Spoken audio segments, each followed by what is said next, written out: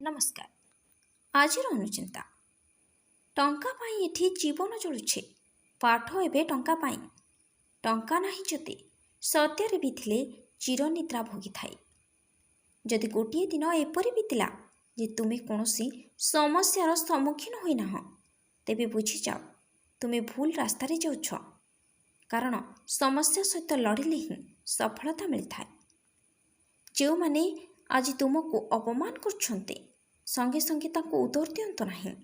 ଧୈର୍ଯ୍ୟ ଧର, ଅପେକ୍ଷା କର, ତୁମ ଜୀବନର ଉନ୍ନତି ହେବ ସେମାନଙ୍କର ଉତ୍ତର। ଜୀବନ ହେଉଛି ଏକ ଡିଫିକଲ୍ଟ ଏକ୍ଜାମ୍। ଏହି ଏକ୍ଜାମ୍ରେ ସେହିମାନେ ଫେଲ୍ ହୋଇଯାଆନ୍ତି ଯେଉଁମାନେ ଅନ୍ୟକୁ କପି କରିବାକୁ ଚେଷ୍ଟା କରନ୍ତି।